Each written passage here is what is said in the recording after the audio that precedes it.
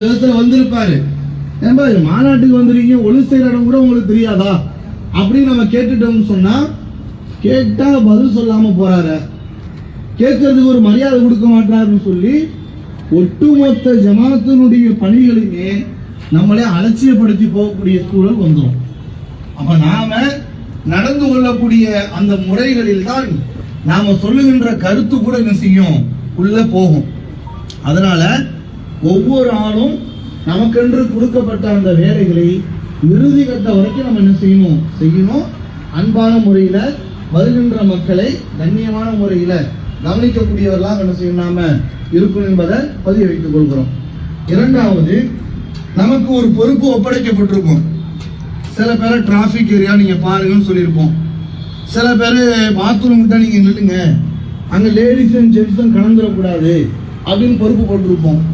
சில பேர் வசூல் பொறுப்புக்காண்டி போட்டிருப்போம். இப்ப இது என்ன பண்றது, வசூல் பொறுப்புல உள்ள ஃப்ரெண்டு பாத்ரூம் கிட்ட நிற்பான், இங்க இருந்து அங்க போயிடுறது அவங்ககிட்ட பேசுறதுக்கு. இங்க வசூல் பண்ண போது ஆள் இருக்காரு. பாத்ரூம் நிற்கிற ஃப்ரெண்ட்ஸ் வந்து இங்க நின்றுப்பார், அவருடைய கூட்டாளி அங்க நிக்காம இங்க வந்துருவார்.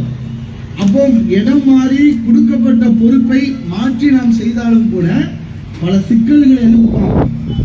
இஸ்லாமிய வரலாறுகளே அது பல பாடங்கள் இருக்கு.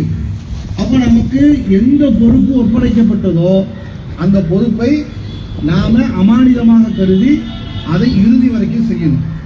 இப்ப ஏன் இதை நம்ம செய்யணும் அப்படின்னா, அல்லாஹ் திருமறை குர்ஆனில் சொல்கிறான், யா அய்யுஹல்லதீன ஆமனு ஹல் அதுலக்கும் அலான் திஜாரத்தின் துன்ஜிக்கும் மின் அஸாபின் அலீம்.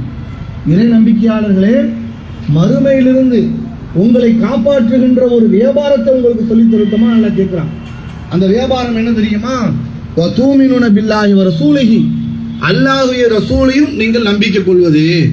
இரண்டாவது, வதுஜாஹிதுன ஃபீ சபீலில்லாஹி அம்வாலிக்கும் அன்ஃபுசிக்கும், உங்களுடைய உடலாலும் உங்களுடைய செல்வத்தினாலும் நீங்கள் தியாகம் பண்ணுவது. அல்லாஹ் எதிர்பார்க்கலாம். மறுமையில நாம வெற்றி பெறுவதற்கு அல்லாஹ் என்ன எதிர்பார்க்கிறான், உடலால என்னப்பா தியாகம் பண்ண அப்படின்னு எதிர்பார்க்கிறான்.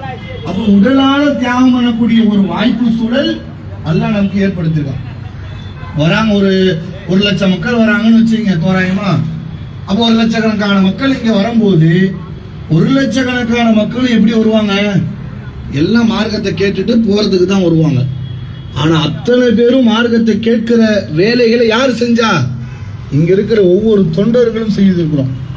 ஒவ்வொரு தொண்டர்களும் அதற்குரிய பணிகளை ஆற்றியிருக்கிறோம். அப்படின்னு சொன்னால் அந்த 1 லட்சம் மக்கள் கேட்டதனுடைய நன்மையில் ஒரு பங்கு நமக்கு இருக்கு.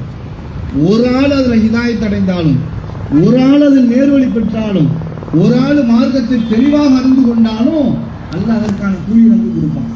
அந்த அடிப்படையில இன்ஷா அல்லாஹ் நாம் நமக்கென்று கொடுக்கப்பட்ட பணியை மிக சிறப்பான முறையில் இறுதி வரைக்கும் நான் செஞ்சு முடிச்சுட்டு என்னுடைய பொறுப்பாளத்தை சொல்லிட்டு தான் நான் போவேன்.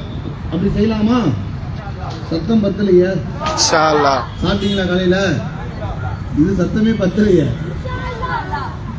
சரி, அப்ப உங்களுக்கு என்று அடுத்தது பொறுப்புகள் என்ன செய்யப்படும், பிரிக்கப்படும். அந்த பொறுப்புகள் பிரிக்கப்பட்டதுக்கு பிறகு எதிலிருந்து அந்த வேலைகள் நம்ம ஸ்டார்ட் பண்ணுங்கிற டைமும் சொல்லிடுவோம். அந்த டைமுக்கு அந்த இடத்துல அந்த பொறுப்பாளரும் ஆஜர் ஆயிடும். அப்படி நீங்க வரல, டோட்டல் மாநாடே க்ளோஸ் ஆயிடும், எல்லாமே சொதப்பிடும். அப்ப யாரு கெட்ட பேரு? நம்ம எல்லாத்துக்கும் தான் கெட்ட பேரு. ஜமாத்துல 4 நிர்வாகிகள் மட்டும் கெட்ட பேர் இல்ல. அப்ப அவங்க ஊர்ல கேட்பாங்க, வாலிங் ட்ரெஸ்ஸா போனீங்க, என்ன வேலை செஞ்சேன் அப்படின்னு உங்களுக்கு தான் அந்த கெட்ட பேர். அப்படி நம்ம எல்லாரும் சேர்ந்து நாம நடத்துற மாநாடு. யார் நடத்துற மாநாடு? நம்ம நடத்துற மாநாடு, நம்ம வீட்டு நிகழ்ச்சி அப்படின்னு சொல்லி நம்ம இறுதி கட்டம் வரைக்கும் நம்முடைய பணிகளை செய்யக்கூடியவர்களாக இருக்கணும். அடுத்த பொறுப்புகள் உங்களுக்கு மாநில செயலாளர் சித்திக் பாய் அவர்கள் பொறுப்பு பிரித்து கொடுக்கப்படுவாங்க. இன்ஷா அல்லாஹ் அந்த